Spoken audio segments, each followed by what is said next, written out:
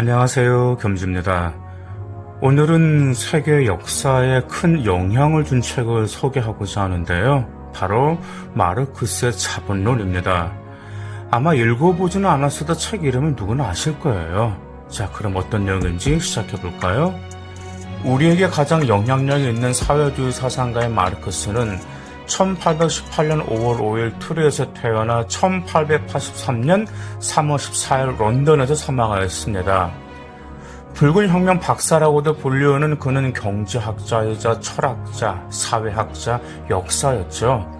마르크스가 활동하던 시기에는 다른 학자들로부터 크게 주목을 받지 못했습니다. 하지만 그의 이론 체계는 1883년 이후 사회주의 운동에서 매우 급속히 수행하기 시작했습니다. 그리하여 만일 마르크와 자본주의가 없었더라면 세상은 지금 우리가 경험하는 것과 상당히 다를 것이라고 할 만큼 현대 인문사회과학과 정치에 강력한 영향을 끼쳤습니다. 자본론은 내용이나 그 분량에 있어서 매우 방대한 저작입니다. 자본론은 마르크스에 의해서 모두 4부작으로 구성되었으며 마르크스의 성전은 1867년에 제1권이 출판되었고 이후 마르크스가 평생 집필하였던 초안을 기초로 엥겔스가 정리하여 제2권과 제3권을 출판하였으며 엥겔스 사후 잉여 가치 학설사라는 제목으로 자본론 제4권이 완결되었죠. 마르크스가 살고 있던 시대는 역사가 커다란 도약을 시도하고 있던 시대였습니다. 이성의 세속적 빛이 신앙에 침몰한 악몽을 해치며 땅으로 도래하였고 자유와 평등의 천부인권이 인간을 올매도 온갖 구속과 특권으로부터 개개인의 해방을 선언하였습니다. 인간은 평등한 권리의 담당자가 되었고 또한 자유로운 계약의 주체가 되었습니다. 그러나 이러한 찬란한 해방과 함께 더욱 가혹하고 참혹한 현실의 시대의 이면에 공존하고 있었습니다. 그것은 공권적 신분의 속박에서 해방되었으나 생존을 위해서는 어쩔 수 없이 임금 노동자가 될 수밖에 없는 노동자 계급의 등장과 그들을 고용해서 부를 축적하는 자본가 계급의 등장으로 인한 부의 극단적인 양극화 현상이었죠. 애담 스미스를 비롯한 정치 경제학자들의 견해에 따르면 노동은 부의 원천이자 진정한 가치의 척도이며 소유권의 정당한 원천입니다. 그러나 이러한 주장에도 불구하고 당시의 노동자들에게는 노동의 부의 원천이 아니라 생존의 함정이었죠.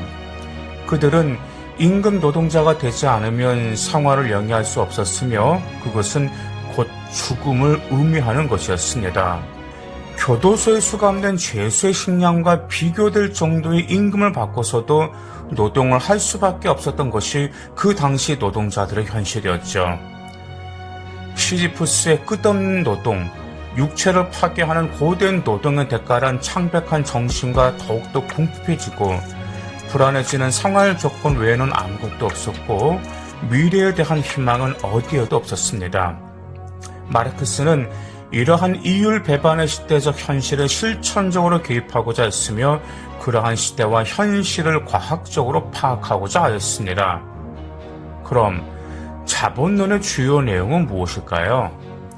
첫째, 잉여 가치의 개념이 설명되었는데 잉여 가치란 자본가에게 고용된 노동자의 노동으로 생산된 생산물 가운데서 생산수단의 손실을 보상하고 노동자에게 노동의 대가로 지급되는 임금을 제외한 나머지로 자본가가 수취하게 되는 부분을 말하며 자본가에게는 이윤이 됩니다. 자본가는 단지 자본을 소유하고 있다는 법적 사실만으로 이러한 잉여 가치의 형태로 생산된 가치를 소유하죠. 둘째, 이런 잉여 가치를 자본가가 소유하는 것을 가능하게 만드는 자본주의의 조건을 분석하였습니다. 자본론은 상품에서 시작해 화폐를 거쳐 자본의 개념에 도달하게 되는데 자본이란 상품이나 화폐로부터 발생 가능한 것이지만 상품이나 화폐 그 자체가 자본이 되는 것은 아닙니다. 상품 유통 및 화폐 유통이 있다고 해서 자본의 역사적 전제 조건들이 마련된 것은 결코 아니다. 자본은 생산수단 및 생활수단의 소유자가 시장에서 자기 노동력의 판매자로서의 자유로운 노동자를 발견할 때 비로소 발생한다라고 언급합니다. 자본주의에서 노동자는 정치적으로는 자유롭지만 생산수단을 소유하고 있지는 않습니다. 반면 자본가들은 생산수단을 소유하고 있죠. 따라서 노동자는 생존을 위해서 자신은 상품화해야 하며 이로써 자본주의적 사회관계가 형성됩니다. 자본주의 아래서 노동자는 원시시대나 봉건시대처럼 노예는 아니지만 생산수단을 소유한 자본가에게 사실상 예속되어 있으며 자신의 노동 대가를 자본가가 착취하기 때문에 간접적 노예인 것입니다. 셋째, 임금이 노동자가 겨우 생존할 수 있을 정도로 하락하는 원인은 인구의 압력 때문이 아니라 사실은 자본가로부터 멸시받는 많은 수의 실업자군의 존재 때문이라고 마르크스는 주장합니다. 자본주의에서 끊임없이 재생산되는 이러한 실업자군을 산업예비군이라고 하는데 이들은 노동자들 간의 경쟁을 심화하고 이러한 경쟁이 심화는 노동자들의 처지를 들어 불리하게 만들어 생존에 필요한 정도의 임금으로 장시간 노동하는 것을 불가피하게 만들었습니다. 넷째, 근대 정치 경제학자들은 자본주의를 가장 이상적인 사회 상태로 간주하였습니다. 그들에게 있어서 자본주의의 현실은 수정되고 개혁되어야 할 것이지 그 자체가 파괴되어야 할 것이 아니었죠. 반면에 마르크스는 자본주의를 노예제나 봉건주의와 마찬가지로 역사에 있어서 하나의 단계를 이룰 사회체제로 보았습니다. 자본, 이윤, 임금 등의 개념이 탈역사적 개념이 아니라 역사적 개념이라는 것을 논증하는 일은 자본론의 중요한 과제 가운데 하나였습니다.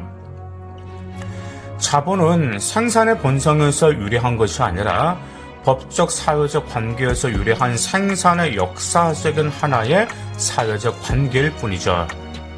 다섯째, 마르크스는 생산력의 발전에 있어서 자본주의적 생산 양식의 기여를 인정하지만 고도로 발달한 생산 양식에서는 자본주의적 관계가 생산력의 발전을 가로막는 속박으로 작용하게 된다는 점을 주장하고 있습니다.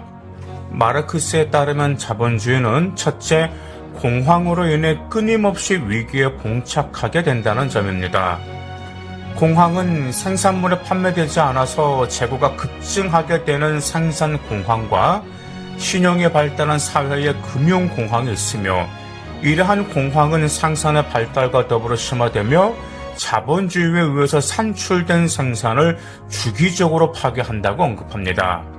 그리고 둘째, 이윤율의 경향적 저하입니다. 자유경쟁적 자본주의는 자본의 자유로운 이전과 투자의 자유를 보장하기 때문에 자본의 이윤율이 사회적으로 평준화되며 기계화된 세상, 자본의 축적, 자본 간의 경쟁으로 평균 이윤율은 생산량이 발달할수록 하락하는 경향을 보인다는 점입니다.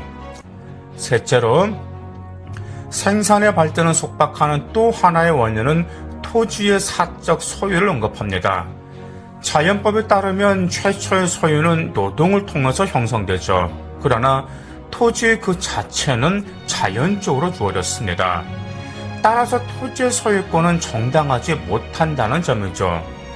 그리고 토지를 구매했기 때문에 토지의 소유권을 주장한다는 것의 부당함은 노예를 구매했기 때문에 노예에 대한 소유권이 있다고 주장하는 것과 같습니다. 발달한 자본주의의 생산 양식에서 부는 토지 자본가에 의해서 흡수되며 토지 자본가는 이러한 부를 비생산적인 부문에 투자하며 토지의 소유는 정당하지도 않을 뿐만 아니라 생산의 발달에 있어서 속박으로 작용하리라는 것이 마르크스의 주장입니다.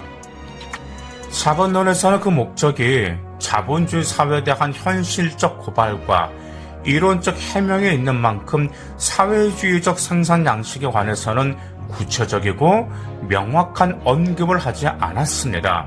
그것은 자본주의의 패단을 극복할 수 있는 사회주의란 미래의 역사 앞에 다양한 가능성을 갖고 있다는 것을 의미하죠. 마르크스의 자본론은 스미스, 리카도 등에 의해 대표되는 고전 경제학을 비판적으로 극복하고 현대 자본주의 사회에 대한 체계적 분석의 출발점을 제시한 점에서 의미가 있습니다. 감사합니다.